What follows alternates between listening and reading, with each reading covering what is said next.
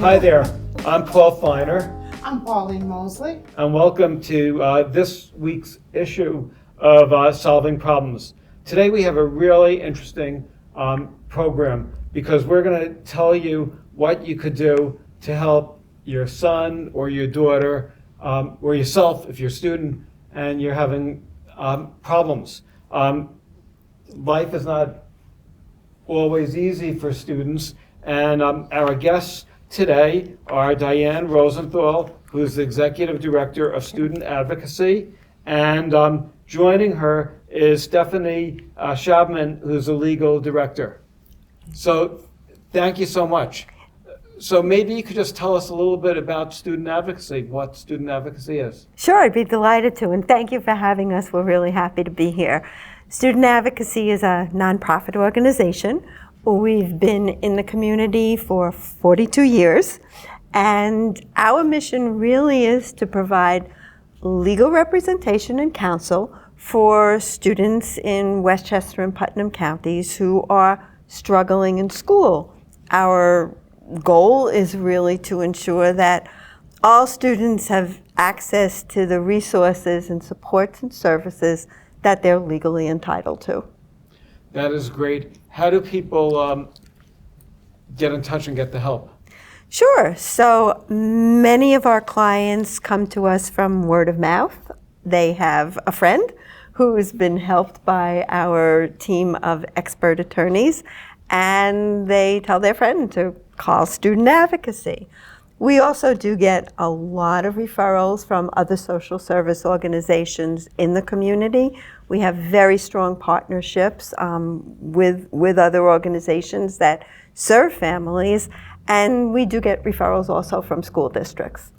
Do you have a question? Yes, this is just amazing to have this service in the community, because I'm sure in our listening audience there's so many parents that when an educator finds that their child is not performing in class and may wish to subject them to some testing, or may want to label them or give them some alternative means of education, the parent may not know how to navigate through that. And I think that's where your services and office really can be such a support and comfort to parents. So could you elaborate on how you would help a parent or a family that is going through a situation where their child is underperforming, and the teacher or those in authority want to subject their child to testing? I think parents are so afraid of having their child tested and having their child mislabeled. So how do you assist in those cases? So first of all, thank you for having me, and that is a terrific question, because our goal is to really understand each child's unique learning needs, abilities, and challenges, and one way, only one way, to determine that is through comprehensive testing. And children who have a suspected disability have a right to be tested and evaluated, and it is a comprehensive evaluation. And of course, parents not understanding the depth and breadth of that testing process and what that process looks like, and it is a process, are sometimes either hesitant to sign a consent to test, or not understanding what their child is going to be facing. So we encourage children to be evaluated because it's their legal right, but also because there's a wealth of information that we can glean from that. And all of the team at Student Advocacy is really expert at deciphering all the evaluations, and sometimes even realize that they need additional evaluations, and we will have the parent then request that. And how do we learn that? We learn that about a student through requesting their records, doing a comprehensive review of all the school records, also talking very in depth to the parent and very in depth to the student. because it's really our goal at Student Advocacy to help families develop their voice in the system. And you keep everything private, right, and confidential? Because I Yes. know, as for me as a parent, I, wouldn't want the information shared or it to damage the child future career path. So all of that is kept confidential, right? By all means. So Student Advocacy functions like a law firm. We only represent people who want our services. We're completely voluntary. And through that process, people have to sign a release, which gives us permission, and a retainer, which explains the kinds of services we can do and the things we can't do. Everything is kept confidential, and we're bound by the canons of the ethics of any other attorneys. Is there a cost Confidentiality. involved to the parents? So our services are primarily at no cost to families. We serve families of all economic means. So people, the majority of our families would not have access to legal representation, though, without our services. And I'm sort of also wondering, there's some students who may need your services because they're just a bad student, but do you also deal with students who might be delinquents or have had trouble with arrest records and things like that? So we deal with any student who lives in Westchester County or Putnam County and is eligible to attend a public school. So we don't look at any of those things other than to figure out how to help the student. And yes, we do represent children who are involved, court involved sometimes, and yes, we represent children who are sometimes have trouble in school, but that would not hinder our representation. It would only help our Do representation. the courts ever refer students to you? Yes. Yes. So we have different ways of getting cases, and that is one of it. All of our local community partners know of us and refer to us. And I just wanted to add that the primary focus obviously is education, and that whether a child is involved in the courts or is struggling in the classroom, that our goal really is to ensure that they have access to the educational services that can keep them on track and will help them gain confidence and make progress with their learning. So the true focus is education, and we really feel education is the gateway for a child's future.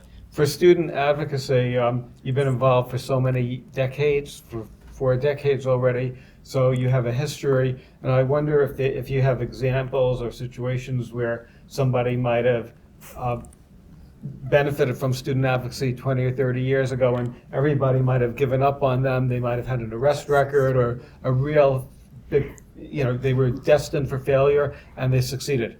So it's interesting that you just asked that question, because Stephanie and I were just sharing this story this morning. We actually just received a phone call from a mother whose child had special education needs and issues, probably served the child maybe 15 years ago, and she just called us up to say thank you, and I just want to let you know that my child is now a lawyer.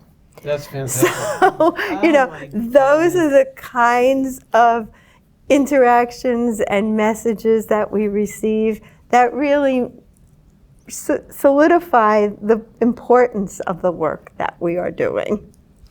That is extremely rewarding. It is. So thank you for all the hard effort and work that you do. So Thank again, you. for our listening audience Yes. who may wish to partake of your services, how could they, do you have a website? Is there a number? Can you give that information out to us? So if you wish to view our website, Yes. please feel free to do so, and it's www.studentadvocacy.net. So please feel free to do that. We also have an ability to have somebody register through the website, not as a client, but just as a query, and then we will call them back, or we are open 5 days a week, 9 to 5. They're welcome to call and we will begin the intake process. And it is a process, but we're always happy to answer a question, or sometimes those questions turn into cases, sometimes they don't. That is great. What's the age groups? You know, are most of them high school kids or even like elementary school? Yeah. So we serve students, as I was just sharing, Pauline, everywhere, every age from pre-K through 21, because that's when a student is still legally entitled to be in school. And what's interesting, we really do spend a lot of time looking at our data and demographics. Over half of our students are now in elementary school. So that's a really important something to think about, because research really tells us that the earlier a child receives assistance, the more, the positive outcomes and the long-lasting effects. You know, it's interesting because my niece is a second grade teacher, and I was talking to her and I said to her, are you a tough teacher? And she said, if a student isn't doing great, I'm going to leave them back. And I remember when I was like in second grade, my nightmares were, I still remember, it was that I'd have to repeat the class. But I'm wondering from an education standpoint, if a child is struggling, say in second grade or third grade or fourth grade, does it make sense for them to take the class over again? And should there be a stigma? And should they be embarrassed, or the parents be embarrassed? Is that a valid question? That's an excellent question. So thank you for asking that. We get asked that question very often, and typically, especially in the younger grades, we at Student Advocacy don't believe that retention is the answer. We believe that it would be in the student's best interest to see where the struggle is. And that would go back to your question about thorough evaluation and investigation. And school districts, under the federal law, all over the country have an obligation to find children in their district that are struggling, for whatever reason, in school, and how it impacts them in school. So that's a very important and thoughtful question on multi-levels. Yes, I think you might have been participating in that interview when we interviewed somebody about dyslexia. Yes. And I'm wondering if you have students who have dyslexia and might have been misdiagnosed. Oh, so you're really hitting it. So there was a case that we talked about and that I taught about recently with a student who was struggling with dyslexia, and she originally was evaluated during the pandemic. So when she was evaluated during the pandemic, she was evaluated remotely. It was a young child. They couldn't get the full depth and breadth of what the learning needs were of that child. And when Student Advocacy was called into the case by the parent, took a look at these records and said, the school did what they're supposed to do, but now it's not the pandemic. She immediately requested new evaluations. All data about the children's reading struggles came out. And this advocate was so effective in advocating for the loss of learning that she was awarded compensatory education and able to have specialized reading instruction provided by the district at no cost to the parent. Oh, that's incredible. So interesting. Wow, you really champion for these unusual cases in districts. So my question is, like, if a district doesn't have the supports for these students with these diverse learning needs, your organization champions and advocates for that district to have those services? So, or you just advocate for them to have services within the county? Because as a parent, sometimes a school may say, we have to send your child outside of the school district to somewhere else. And a parent may not want their child sent out of the district. They want them to, stay with their friends. So what do you recommend in that case, or how do you navigate that? So that takes also, each child is unique. We look at the circumstances of each child, and school districts who have children who are struggling and a classified with a disability have an obligation under federal law and state regulations to educate that child. They are also required, and it's called a free and appropriate public education. The acronym is a FAPE. You're supposed to deliver a FAPE if you're a special education student. And part of delivering a FAPE is doing it in the least restrictive environment, which would be in the community in which you live, so you can walk to school with your cousin or your friend. But if the school district is unable to provide that particular service or what the child needs to receive a FAPE, which is the legal acronym, then they are legally required to provide it somewhere else and pay for it at cost to that district. Another question I have is, if somebody gets referred to student advocacy, how much time do you spend, and is it, will you stick with them for, a couple months, or could it be many years? So we we represent our families as long as they need us to until the matter is resolved. Sometimes we close the case. Sometimes it's hard for us to say goodbye because we get very attached to the families and to the students. But we know that we've taught them how to advocate for themselves, but we always have an open door, and they're always welcome to come back.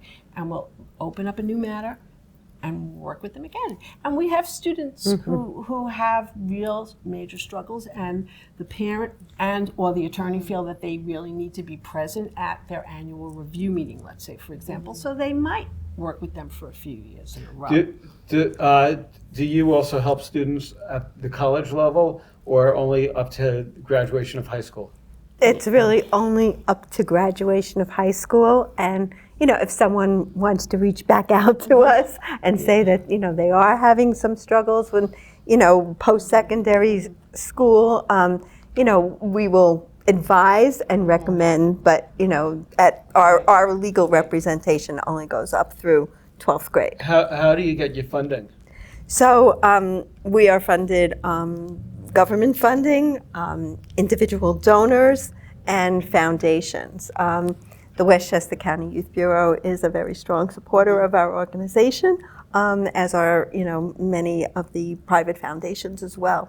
So what's the budget that you have? So our budget is about $1.5 million. That's great. Yes. And how many employees do you have? So right now we have 13 employees, and we are always really looking to expand our team with lawyers, experienced advocates who either have knowledge or are very interested in education and special education law. How did you both get involved? So that's a good question. So I've been around for a long time in student advocacy, and I started as a volunteer representing children who are facing long-term out-of-school suspensions. And I got hooked on the work, and to me it's all about equity and access to education in this county for these children, for all children, not these children, all children. And I never left. I've been involved in nonprofit management for close to 30 years. I started off as a public school teacher in Yonkers, and then really went on to manage and run adult education programs, and I have been at student advocacy now for 3 years, and just absolutely love and enjoy the work that we do and the value that is added to families in our community. If you watch TV or read the papers, you'll see that you have all these active shooting instances all over the United States.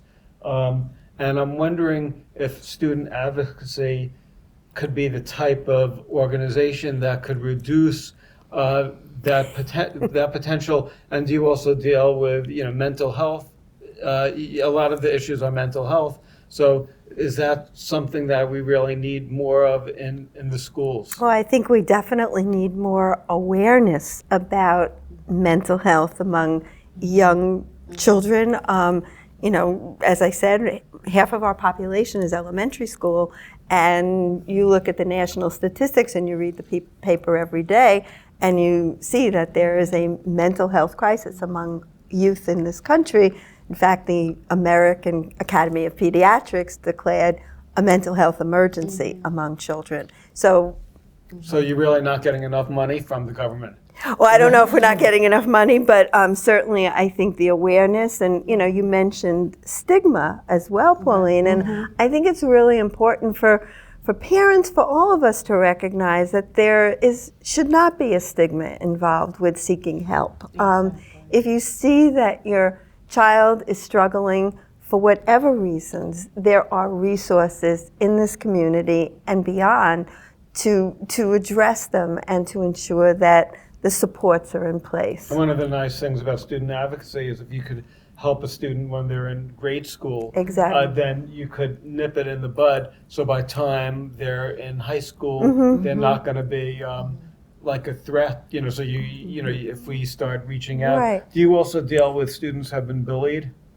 We deal with many children who have been bullied, and we were very excited a few years ago when the legislation was passed called DASA, which is the Dignity for All Students Act, and we speak on it, and we advise parents and children about their rights to bring the DASA complaint.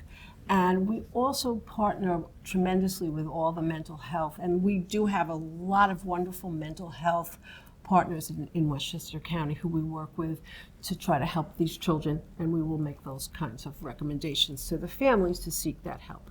Is there anything that local governments, like people like myself, could be doing to help, improve lives of students? We don't have anything to do really with schools. I have like an internship program and things like that. But is there anything else that you could recommend?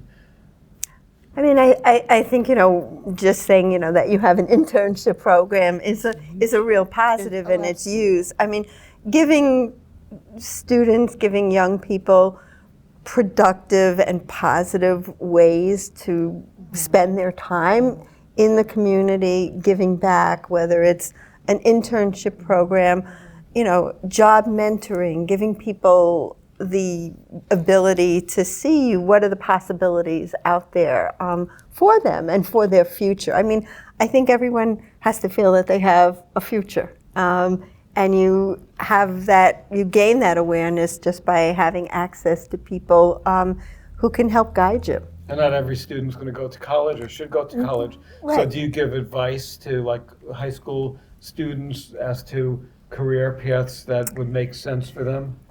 We don't do per se career counseling, but any students are entitled, students who are classified and students who have an IEP, an individual education plan, they are entitled to receive transition planning from their schools and from their counselors as they go through high school, so that when they leave, they have a positive pathway.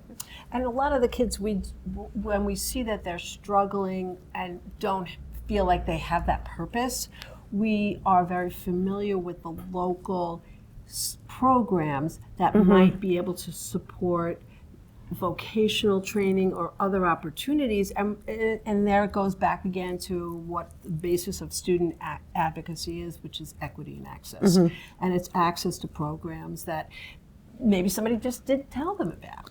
So we don't do the actual programming, we don't do the career counseling, but we would make those recommendations. I'm just thinking about, you said your success story, and I think perhaps maybe we can, if you can talk more to PTAs and explain to parents. I think parents have a fear of the unknown. Absolutely. And also fear of their child being tested and their child being educated in untraditional ways because they feel that maybe their child is not in the mainstream. But the key to learning, like you're saying, is recognizing that there's a need and getting that help early on, regardless of how it is delivered. Because at the end, they're going to be successful, like the lawyer. So it doesn't matter. I think we have to remove the stigma of saying, oh, if my child is being pulled out, or my child is going to BOCES, or whatever label is put on. They're still learning, and they're learning the best way for them. And it's not a negative, it's actually a positive. Is that correct? I would agree with that. And yes, it is correct. And we are very, we try to break down some of those myths or misconceptions that you might hear or that might have been from 30 years ago or that are no longer true. And we try to develop trusted relationships with our clients so that when we're delivering this information, that they're able to hear it from us.